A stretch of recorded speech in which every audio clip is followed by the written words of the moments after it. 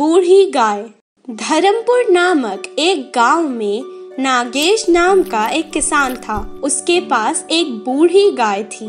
जब वो गाय जवान थी तब वो बहुत सारा दूध दिया करती थी। उस दूध को बेचकर नागेश बहुत पैसे कमाता था। अब वो गाय बूढ़ी हो जाने के कारण उसका कुछ काम नहीं था। इसीलिए नागेश एक दिन बाजार गया और वहाँ से एक नई मोटी ताजी गाय ले आया। वो उस नई गाय को बहुत अच्छा और ताजा चारा खिलाता था और उसका बहुत अच्छे से ध्यान रखता था। पर उस बूढ़ी गाय को वो अपनी मजबूरी समझकर सूखा और पुराना चारा खिलाता था। एक दिन खूंटे से बंधी बूढ़ी गाय को खोलकर वो उससे कहने लगा, तुम अब बूढ़ी हो चुकी हो, तुमसे मुझे कुछ फायदा नहीं होता है। तुम्हें चारा खिलाना भी अब बेकार है। मैं तुम्हें अब जाने दे रहा हूँ। गाय रोते रोते वहाँ से चली गई। रास्ते में उसे गोपाल नाम का एक लड़का मिला। वो कहने लगा, क्या हुआ, तुम क्यों रो रही हो? रोती हुई गाय अपना सारा हाल गोपाल को सुनाने लगी। गोपाल को उसके ऊपर बहुत तरस आ गया। वो अब उसकी मदद करना चाहता था। उसे एक उपाय सूझा। वो उसे अपने साथ नागेश के घर ले आया। उसने नागेश से पूछा, क्या ये गाय आपकी है? हाँ, ये गाय मेरी ही है। क्यों, क्या हुआ? गोपाल ने कहा, क्या ये गाय आप मुझे बेच सकते हो?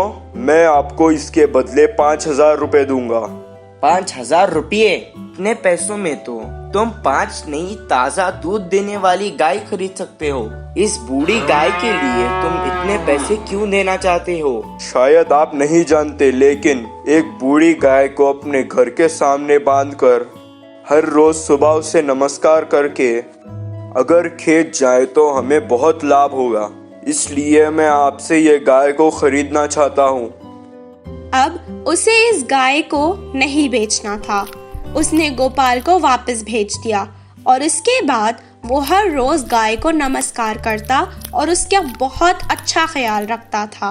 उस साल बहुत बारिश होने के कारण उसकी फसल बहुत अच्छी हुई थी और उसे बहुत लाभ हुआ था। उसे लगता था कि ये सब कुछ उस बूढ़ी गाय की वजह से हुआ है और वो उसे एक देवी की तरह ख्याल रखता था। इस कहानी से हमें ये शिक्षा मिलती है कि चाहे बूढ़ा हो या जवान, हर किसी की इज्जत करनी चाहिए। बाज और कौवे की कहानी। एक जंगल में नदी के किनारे एक बड़ा बरगद का पेड़ था। उस पेड़ पे कौवे की जोड़ी रहते थे। उनमें स्त्री कौवा तो धीमे स्वभाव की थी, पर पुरुष कौवा तो बहुत मूर्ख था।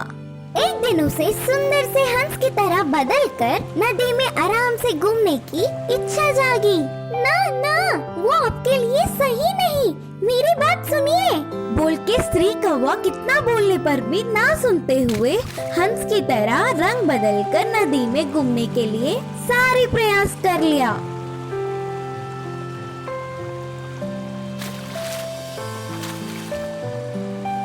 सुंदर सा हंस बदलना नहीं तो आखिर में चूजा बनकर उनके सामने मजाक बन गया। नदी में एक डुबकी लगाकर फिर से पहली तरह बनकर ना कुछ बोलते हुए श्री कौवे के बाजू में आकर बैठ गया। ऐसे कुछ समय बीत गया। उन कौवे के रहने वाले प्रांत के पास के पर्वत पे एक बाज ने निवास तैयार किया। वह उधर से उड़ते हुए आकर उस प्रांत में बहुत देर घूम रहा था। कितने भी दूर होने पर भी स्पष्ट से देखने वाले आँख तोहफे में पाने वाला बाज ऊपर से ही उसके निशाने को देख तेजी से उठकर आके उसे ले गया।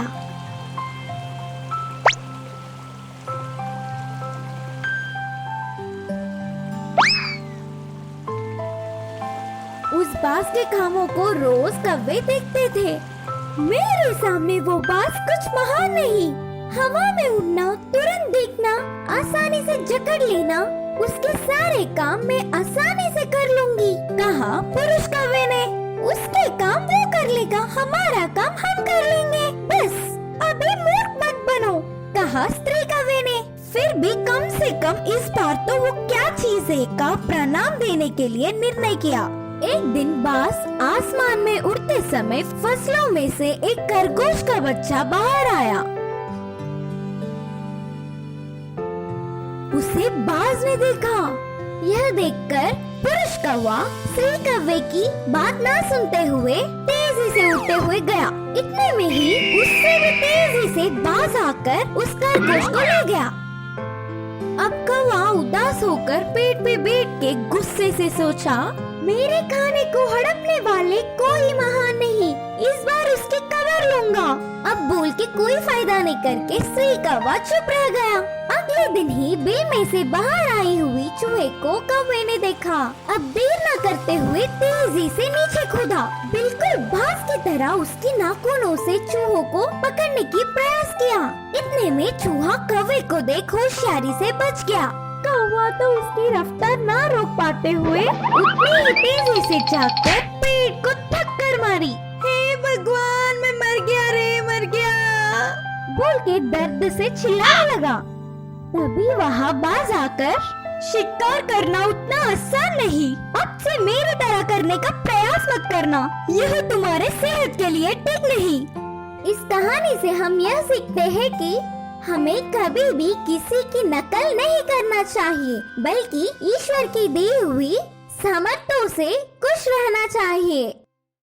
बंदर के बच्चे का सवाल। एक जंगल में एक बंदर का बच्चा रहता था। वह हर समय जंगल में घूमते हुए सब जानवरों को देखता है।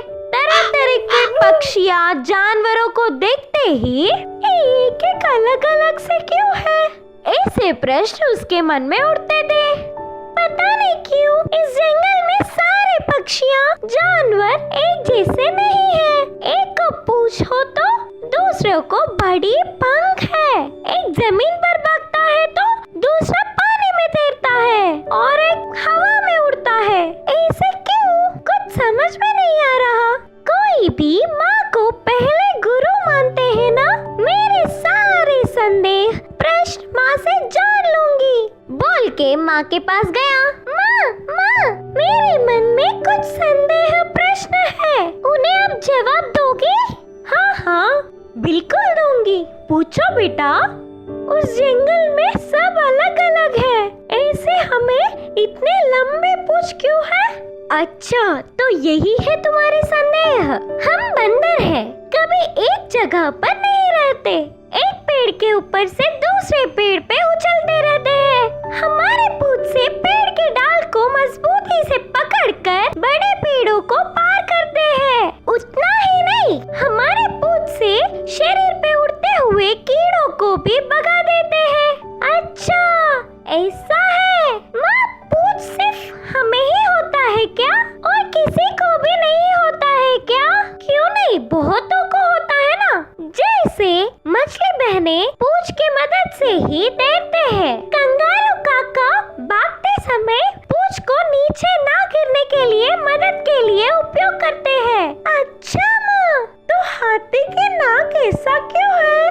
तुम्हारे हाथी मित्र के पास जाकर तुम खुद ही पूछ लो ना।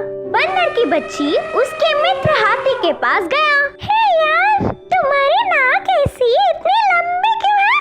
अरे, इसे नाक नहीं, सूंड कहते हैं।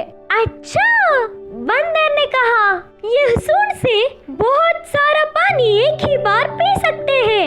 ऐसे ही पेड़ पे से फल आसानी से ले सकता हूँ, बड़े बड़े बार आसानी से उठा लेता हूँ। ये सूंड मुझ पर बहुत अच्छा लगता है। हाँ, बिल्कुल सच है। हाथी और बंदर नदी के किनारे जा रहे थे तो एक मछली पानी में उड़ती हुई दिखी। मछली दोस्त, तुम क्यों हमेशा पानी में ही रहते हो? डर नहीं लगता क्या?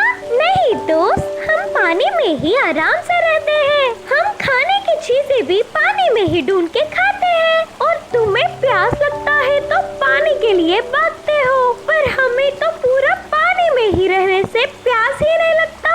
हाँ, तुम्हारे बोलने से अब मुझे प्यास लग रहा है।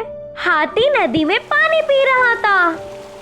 आते हैं मित्रों करके हाथी और बंदर की बच्ची मछलियों को बोल के ऐसे पेड़ के ऊपर से उछले। पेड़ की ढाल पे एक कौवा बैठ के कुछ खाते हुए बंदर की बच्ची को दिखी।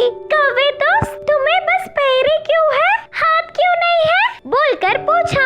हमें हाथ नहीं होते, उसके स्थान पर पंख रहते हैं। उन पंखों की मदद से हम कितनी दूर चाहे उतनी दूर उड़ सकते हैं। ऐसे उड़ते हुए हम खाना खा लेते हैं। ऊपर से हम मौसम का हाल पहले ही जान लेते हैं। तब जल्दी से पंखों की मदद से किसी सुरक्षित जगह पर पहुंच जाते हैं। ओह अच्छा, बोल के उधर से बंदर की बच्ची निकलकर अपनी माँ के पास पहुंच गया। माँ, आज मेरे कुछ मित्रों से मिला। उनके विशेषताओं से वह बहुत खुशी से जी रहे हैं। मैंने अपनी आंखों से देखा। माँ, मैंने जान लिया कि ये भगवान की सृष्टि में हमारे जानवरों की दुनिया बहुत ही अद्भुत है। ऐसे बच्चा खुशी से बोलने पर माँ भी बहुत खुश हुई।